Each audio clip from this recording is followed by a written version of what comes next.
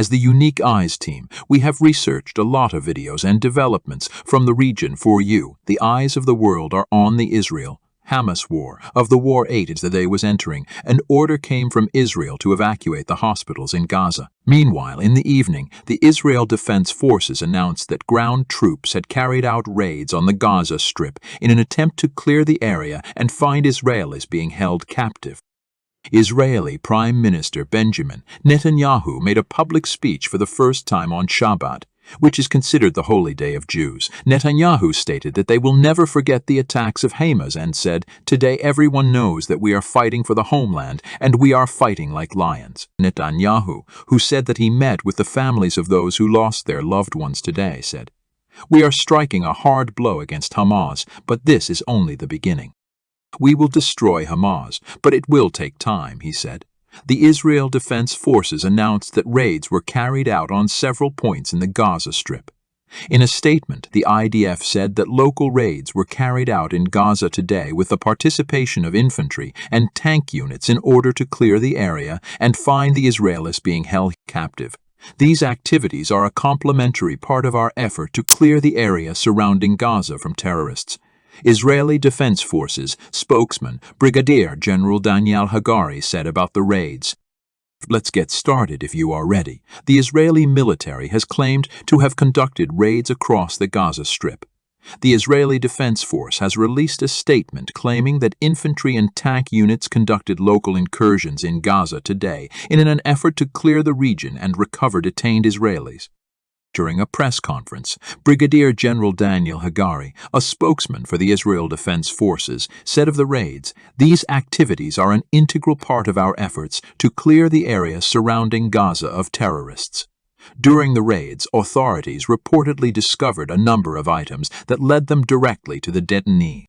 The Israeli Defense Force released a statement saying that aircraft against the Gaza Strip continued today with the use of both manned and manned aircraft. After Saturday morning's shocking strike by Hamas on Israel and Israel's consequent declaration of war, global attention shifted to the Gaza Strip. On the 7th day of warfare, the Israeli army ordered all residents of Gaza City to evacuate to the south. The United Nations has warned that carrying out this proposal would have severe humanitarian effects, and has asked that it be rescued. Hezbollah declared its willingness to battle Israel, and the Israeli military sent aerial warnings to Gaza. In the Akal Irchiri program, shown on CNN Turk screens, Gok Suray Onzuru read the statement issued by the Gaza Ministry of Interior. The Israeli army bombed a convoy of displaced people, killing 70 people and wounding more than 200. Israeli artillery fired at Hezbollah targets in Lebanon.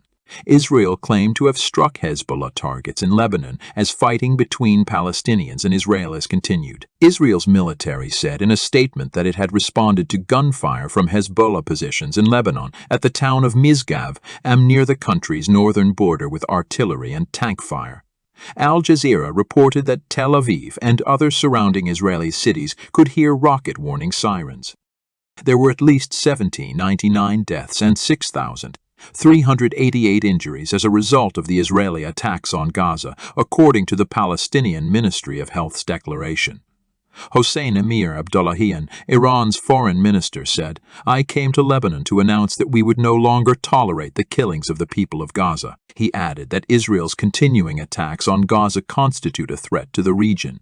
The Hezbollah Secretary General and the Lebanese Prime Minister both came here to meet with me separately. Israel must immediately stop its brutal attacks on the people of Gaza. If the Zionist regime continues its criminal behavior, then all options must be on the table.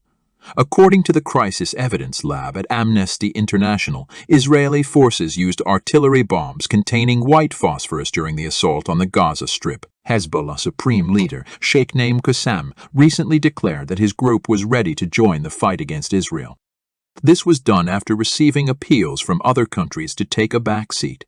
Leaflets with the word "immediately evacuate your homes" were dropped over Gaza. The flyers were dropped from drones above Gaza, with an Israeli military warning for residents to immediately flee to the south. In a report by Al Jazeera, it was stated that people in Gaza had been ordered to immediately evacuate their homes and move to the south of the Gaza Valley. The Arab League approached the United Nations for help after receiving the evacuation order from Israel. According to Ahmed Abul-Gheit, Secretary General of the Arab League, Israel's order to leave the region constitutes a forcible transfer, which is a crime, test of the Israeli airways, and in support of the Palestinian people. Thousands of people from all over the world took to the streets. After Friday prayers, people in Jordan, Yemen, Iraq, Iran, Venezuela, Italy, Germany, Japan, and Australia took to the streets to express their display. French police dispersed the protesters and put an end to the demonstrations by using tear gas and water cannons. U.S. Defense Secretary James Mattis visits Israel. U.S. Cabinet Secretary Lloyd Austin made the following statement while visiting Israel. Hamas has created a global problem. We will continue to back Israel as a show of strength. Our military aid will proceed at the same pace as the conflict. The United States supports Israel, and it is horrible that Israel is demanding the relocation of over 1 million innocent people in northern Gaza within the next 24 hours. Gaza is rapidly deteriorating and is on the verge of total collapse. When asked how long it would take for the Palestinians to comply with instructions to evacuate northern Gaza, Israeli army spokesman Daniel Hagari said, "We are trying to provide time, we are making a lot of effort, and we understand that it will not take 24 hours. Moscow finds the ground operation unacceptable." Putin, the Russian president, has said that his country will not tolerate a ground invasion of Gaza because it will result in the deaths of countless innocent people.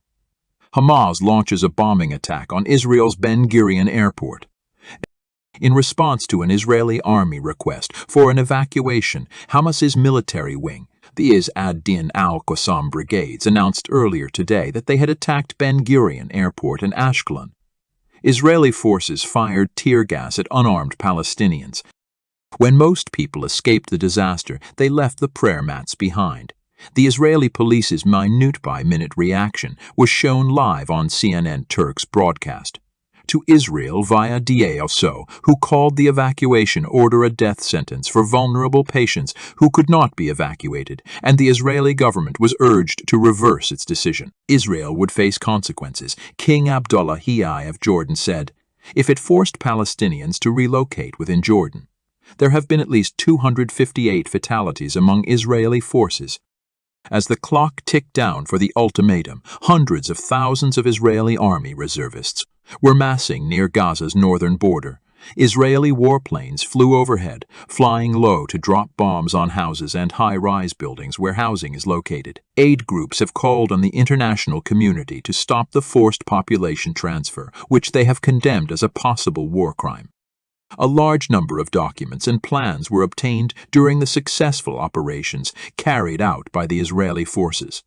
Those who saw the plans could not believe their eyes. The Israeli military reports that 258 of their soldiers have been killed in action. Israeli troops are on the border with Lebanon.